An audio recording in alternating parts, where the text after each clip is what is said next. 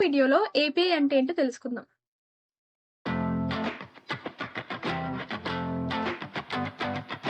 API అంటే application programming interface అన్నమాట.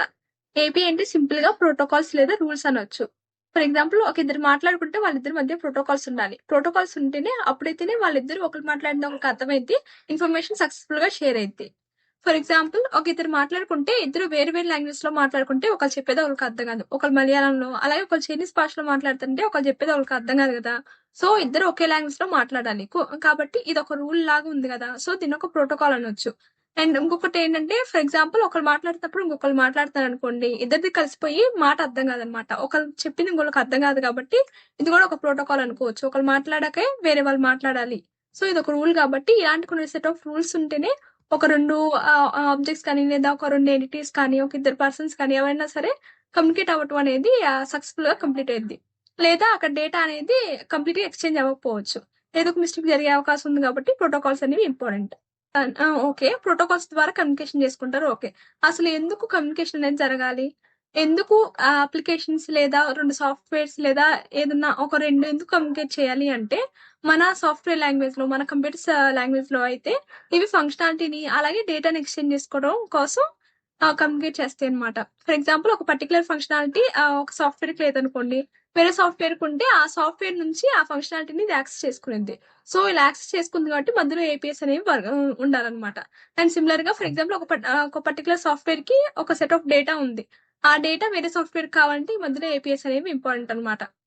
చూద్దాం ఇప్పుడు ఎగ్జాంపుల్. ఇక్కడ చూస్తే మనకి క్రోమ్ అండ్ గ్రామర్లీ ఉంది. గ్రామర్లీ ఏం చేసిద్దంటే, మన క్రోమ్‌లో ఇచ్చిన టెక్స్ట్ ఏదైతే ఉందో, ఆ టెక్స్ట్‌ని తీసుకొని ఇన్‌పుట్‌గా, ఆ టెక్స్ట్‌లో ఏమైనా మిస్టేక్స్ గ్రామటికల్ మిస్టేక్స్ కానీ, లేదా స్పెల్లింగ్ మిస్టేక్స్ కానీ ఉంటే వాటిని కరెక్ట్ చేసిద్ది. అలాగే సెంటెన్స్‌ని ఇంకా స్ట్రాంగ్‌గా మార్చిద్దనమాట. సో, ఇలాంటివి చేసిద్ది కాబట్టి గ్రామర్లీ అనేది మన మెయిన్ సాఫ్ట్‌వేర్ అయిన క్రోమ్‌కి ఎక్స్‌టెన్షన్ లాగా దీన్ని ఒక ప్లగిన్ అనొచ్చనమాట. సో, మెయిన్ సాఫ్ట్‌వేర్ కొన్న ఫంక్షనాలిటీని ఎక్స్‌టెండ్ చేస్తుంది కాబట్టి దీన్ని ఒక ప్లగిన్ అంటున్నాము. అండ్ ఇక్కడ చూస్తారా ఫంక్షనాలిటీని ఎక్స్‌టెండ్ చేస్తుంది. క్రోమ్‌కున్న ఫంక్షనాలిటీని గ్రామర్లీ అనే ఈ ప్లగిన్ ఎక్స్‌టెండ్ చేస్తుంది. సో, ఇక్కడ ఫంక్షనాలిటీ అనేది ఎక్స్‌చేంజ్ అవుతుంది. ఓకే. అండ్ ఈ క్రోమ్‌లో ఉన్న డేటాని ఎలా గ్రామర్లీ యాక్సెస్ చేసుకుంటుంది అంటే, క్రోమ్‌లో ఉన్న ఏపీఐస్‌ని యాక్సెస్ చేసుకోవడం వల్ల, క్రోమ్ క్రియేట్ చేసిన ఏపీఐస్‌ని యాక్సెస్ చేసుకోవడం వల్ల గ్రామర్లీ ఆ డేటాని ఫెచ్ చేసుకొని దాన్ని చేంజ్ చేసి మళ్ళీ తిరిగి క్రోమ్‌కి ఇస్తుందనమాట. సో, వీటన్ని ఎలాగ ఫెచ్ చేసుకోవాలి? ఎలాగా తిరిగి మళ్ళీ క్రోమ్‌కి పంపించాలి? ఇలాంటి డీటెయిల్స్ అన్నీ గూడా ఏపీఐ ఈ క్రోమ్ ఏపీఐస్‌ని క్రియేట్ చేసిద్ది. ఆ ఏపీఐకి ఒక డాక్యుమెంటేషన్ ఇస్తదనమాట. API documentation. ఆ డాక్యుమెంటేషన్ చదువుకుంటే ఇలా గ్రామర్లీ ఇలాంటి సాఫ్ట్‌వేర్స్‌ని డిజైన్ చేసే వాళ్ళకి అర్థమైద్ది. ఓకే. ఇలా కాల్ చేయాలి. క్రోమ్‌లో ఉన్న డేటాని ఇలా ఫెచ్ చేసుకోవాలి. ఇలా ఇవ్వాలి తిరిగి క్రోమ్‌కి అని చెప్పి అర్థమైద్ది. సో, డాక్యుమెంటేషన్ బట్టి మనం ఆ పర్టిక్యులర్ సాఫ్ట్‌వేర్‌ని బిల్డ్ చేస్తాం అనమాట. ఓకే. ఇక్కడ ఫంక్షనాలిటీ ఎక్స్‌చేంజ్ అనేది జరిగింది. ఇక్కడ చూస్తే ఫర్ ఎగ్జాంపుల్ మనం ఏదైనా ఒక వెబ్‌సైట్‌కి వెళ్ళామనుకోండి. ఆ వెబ్‌సైట్‌లో ఏంటంటే నార్మల్‌గా మన యూజర్ నేమ్, పాస్వర్డ్ ఇవ్వచ్చు. లేదా ఒక్కొక్కసారి మనకేంటంటే సైన్ అప్ విత్ గూగుల్ గాని, లేదా సైన్ అప్ విత్ ఫేస్‌బుక్ అని గాని ఉంటాయి కదా! సో, అలాంటప్పుడు ఏంటంటే మనం వాటిని క్లిక్ చేస్తాం. ఎందుకంటే యూజర్ నేమ్, పాస్వర్డ్ గుర్తుంచుకోవాల్సిన పని ఉండదు కదా! డైరెక్ట్‌గా వాటిని క్లిక్ చేయంగాల్నే మనం మన గూగుల్ అకౌంట్ సంబంధించిన యూజర్ నేమ్, పాస్వర్డ్ ఇస్తే సరిపోతుంది. మనం అందుట్లో కూడా అకౌంట్ క్రియేట్ చేసుకోవచ్చు. సో, అన్నిటికి కూడా ఒకే యూజర్ నేమ్, పాస్వర్డ్ ఉంటుంది కాబట్టి మనకి ఇది ఈజీగా ఉంటది. ఇక్కడ చూస్తే మన చాట్‌జిపిటీలోకి వెళ్లి సైన్ అప్ విత్ గూగుల్ అనంగానే మన గూగుల్ యొక్క యూజర్ నేమ్, పాస్వర్డ్ అనేది మన గూగుల్ సర్వర్‌కి వెళ్ళిద్ది. ఆ సర్వర్ ఓకే. వీళ్ళొక కరెక్ట్ యూజర్ కాబట్టి వీళ్ళకంటూ ఒక జేడబ్ల్యూటీ టోకెన్‌ని ఈ చాట్‌జిపిటీకి ఇచ్చిద్దనమాట. ఆ టోకెన్‌ని స్టోర్ చేసుకొని ఉంచుకునేది చాట్‌జిపిటీ. సో, ఇక్కడ చూసారా? ఇక్కడ డేటా అనేది ఎక్స్‌చేంజ్ అయింది. కాబట్టి ఈ పర్టిక్యులర్ చాట్‌జిపిటీలో మనకంటూ కూడా ఒక అకౌంట్ అనేది క్రియేట్ అయింది. సో, ఇక్కడ చూస్తే డేటా అనేది ఎక్స్‌చేంజ్ అయింది. సో, 2 అప్లికేషన్స్ ఇలా డేటాని ఎక్స్‌చేంజ్ చేసుకోవచ్చు. లేదా ఇలా ఫంక్షనాలిటీని ఎక్స్‌చేంజ్ చేసుకోవచ్చు. ఇలాంటి వాటికి మధ్యలో రూల్స్‌ని సెట్ చేసే వాటిని ఏపీఎస్ అంటారనమాట. కొన్ని రూల్స్‌ని యూజ్ చేసుకొని మాత్రమే ఇవి డేటాని ఎక్స్‌చేంజ్ చేసుకోగలుగుతాయి. లేదా ఇది వేరు వేరు ఎంటిటీస్ కాబట్టి ఇవి కమ్యూనికేషన్ అనేది పాసిబుల్ కాదు. కాబట్టి రూల్స్ అనేవి ఇంపార్టెంట్ అనమాట. ఓకే. ఇంకా వీటిని ఇంకొంచెం క్లియర్‌గా చూద్దాము. Accessing data through APIs. ఏపీఐస్‌ని యూజ్ చేసుకొని డేటా ఎలా యాక్సెస్ చేసుకుంటారు అంటే, ఫర్ ఎగ్జాంపుల్ ఒక పర్టిక్యులర్ పర్సన్ ఈ వెదర్ యాప్‌ని డిజైన్ చేశారనుకోండి.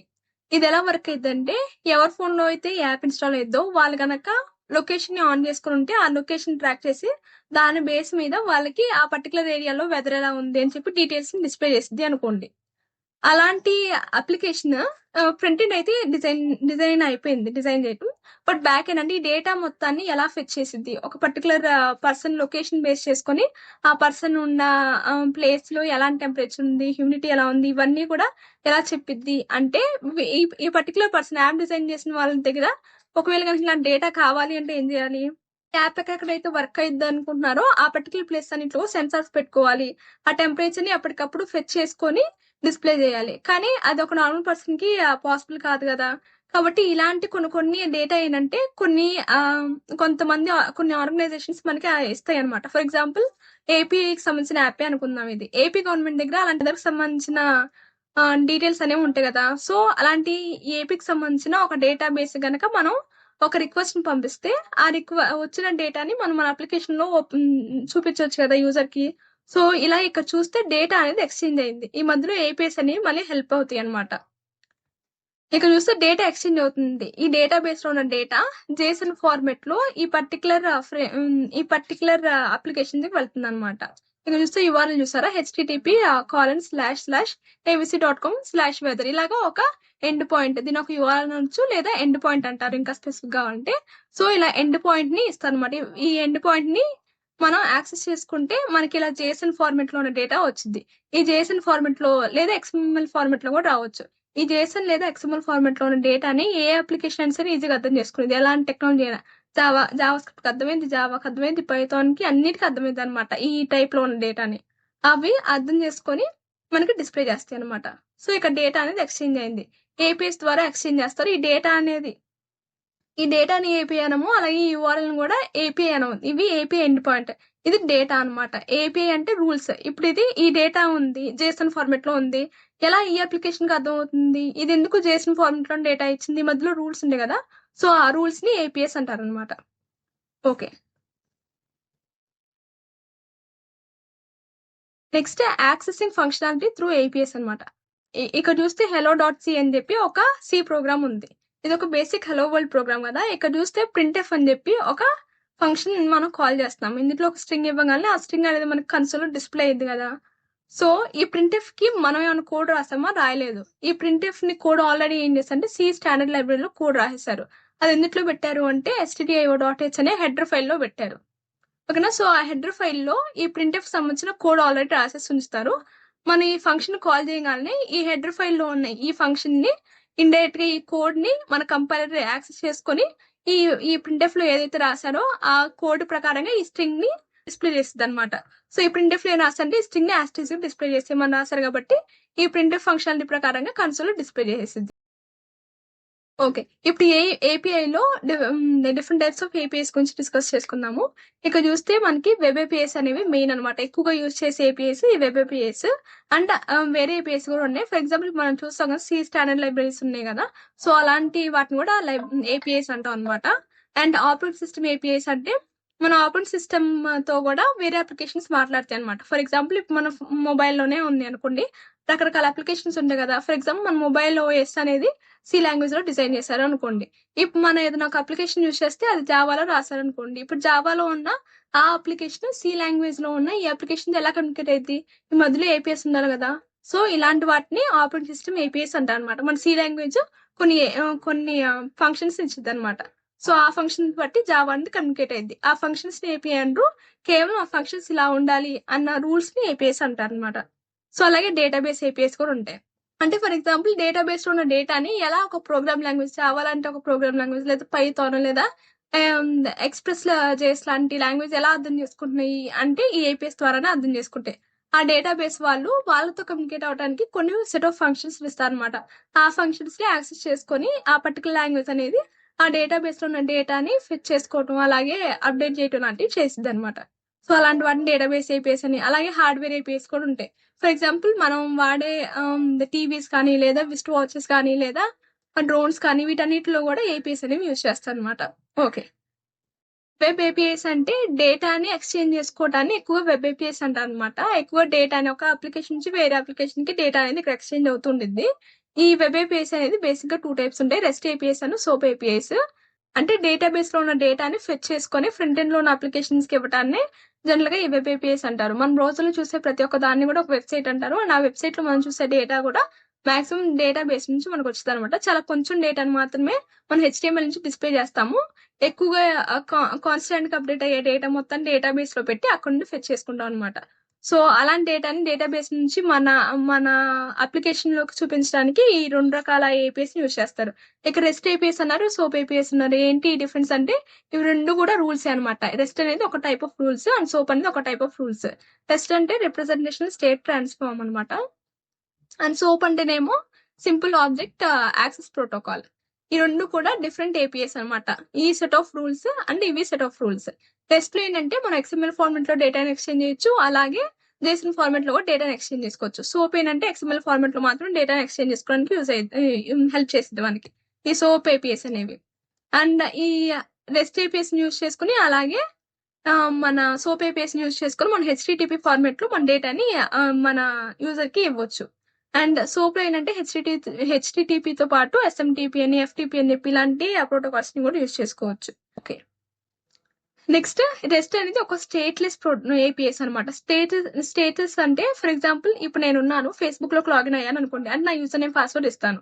లాగిన్ అయ్యాక నాకు హోమ్ పేజ్ ఓపెన్ అయ్యింది కదా, హోమ్ పేజ్ ఓపెన్ అవగానే ఏదో ర్యాండమ్ పోస్ట్ ఉంది అనుకోండి, ఆ పోస్ట్ నేను లైక్ కొట్టాను అనుకోండి. ఇప్పుడు నేను లైక్ కొట్టాను కదా, ఈ లైక్ అనేది ఒక రిక్వెస్ట్ లాగా సర్వర్కి వెళ్ళిద్ది. ఇప్పుడు అది స్టోర్ చేసుకోవాలి కదా లైక్ అనేది. సో సర్వర్కి ఎలా వెళ్ళిద్ది అంటే నా యూజర్ నేమ్ పాస్వర్డ్ నా రిక్వెస్ట్ తో పాటు వెళ్ళిద్ది. సో యూజర్ ఒక పర్టికులర్ పోస్ట్ కి లైక్ కొట్టారు అని చెప్పి మొత్తం కంప్లీట్ ఇన్ఫర్మేషన్ అనేది వెళ్ళిద్ది. స్టేట్ఫుల్ ఏపీఎస్ లో అయితే ఇలా వెళ్ళదు. ఎలా వెళ్తుంది, జస్ట్ ఆ పర్టికులర్ యూజర్ సంబంధించిన డేటాని సర్వర్ ఎప్పుడు స్టోర్ చేసుకుని ఉండిద్ది. సో ఆ సెషన్ అయిపోయేదాకా కూడా ఈ పర్టికులర్ యూజరే మనకి రిక్వెస్ట్ సెండ్ చేస్తున్నారు అని చెప్పి అర్థం చేసుకొని ఆ పర్టికులర్ యూజర్ సంబంధించిన డేటాను మాత్రం డేటాబేస్ చేంజ్ చేసింది. అదే స్టేట్లెస్ లో ఏంటంటే మనం ప్రతిసారి రిక్వెస్ట్ పెట్టిన ప్రతిసారి కూడా నేను ఇలాంటి ఒక యూజర్ని, నేను ఈ యూజర్ని అని చెప్పి మన అథెంటికేషన్ ని ఇవ్వాలన్నమాట. కానీ మనం జనరల్ గా ఏదైనా ఒక అప్లికేషన్ యూజ్ చేస్తే మనం చేసే ప్రతి పనికి యూజర్ నేమ్ పాస్వర్డ్ ఇవ్వం కదా. ఎందుకు అంటే ఈ స్టేట్లెస్ లో ఏం జరిగింది అంటే మన user name password first time ఇచ్చాక మన సర్వర్ ఏం చేస్తుంది అంటే ఆ యూజర్ నేమ్ పాస్వర్డ్ చెక్ చేసుకుని ఓకే వీళ్ళు కరెక్ట్ యూజరే అని చెప్పి అనుకుని దాని కరెస్పాండింగ్ గా ఉన్న AWT టోకెన్ ఇచ్చింది అనమాట. AWT టోకెన్ అంటే ఒక సెట్ ఆఫ్ స్ట్రింగ్ అనమాట, ఒక పెద్ద స్ట్రింగ్, ఒక ర్యాండమ్ గా ఉన్న క్యారెక్టర్స్ అవి. అది మనకి మాత్రమే ఒక అకౌంట్ క్రియేట్ చేసుకున్నాక అది యూనిక్ గా ఉండేది, ఎవరి కాళ్ళకి యూనిక్ గా ఉండేది. ఆ యూనిక్ స్ట్రింగ్ ని మనకి ఇస్తారనమాట. మన బ్రౌజర్ దాన్ని స్టోర్ చేసుకుంది. మనం ఏదైనా కొత్త రిక్వెస్ట్ అని పెట్టగానే అంటే లైక్ కొట్టగానే ఈ JWT టోకెన్ ని ఇచ్చిద్ది అనమాట సర్వర్. ఈ మాక్సిమం మనం యూజ్ చేసే ఫేస్బుక్ అలాగే ఇన్స్టాగ్రామ్ లాంటి సోషల్ మీడియా యాప్స్ అన్ని కూడా ఈ స్టేట్లెస్ లేదా రెస్ట్ ఏపీఎస్ యూజ్ చేస్తాయి. అండ్ మన బ్యాంకింగ్ అప్లికేషన్స్ కానీ లేదా గవర్నమెంట్ అప్లికేషన్స్ కానీ ఇలాంటివన్నీ స్టేట్ఫుల్ ని యూజ్ చేస్తాయి. అందుకే అవి కొంచెం స్లోగా ఉంటాయి. ఈ స్టేట్లెస్ లో కొంచెం స్పీడ్ గా ఉంటుంది, కాకపోతే డేటా అనేది అంత సెక్యూర్డ్ గా ఉంటుంది అనమాట. అండ్ స్టేట్ఫుల్ లో స్లోగా ఉన్నా కానీ సెక్యూరిటీ అనేది చాలా ఇంపార్టెంట్ అప్లికేషన్స్ కి. అలాంటి సినారియోస్ లో మనం ఈ స్టేట్ఫుల్ లేదా సోప్ ఏపీఎస్ ని యూజ్ చేస్తాం. గెట్ అంటేనేమో ఒక పర్టికులర్ ఇన్ఫర్మేషన్ మనం ఫెచ్ చేయాలి అనుకున్నప్పుడు గెట్.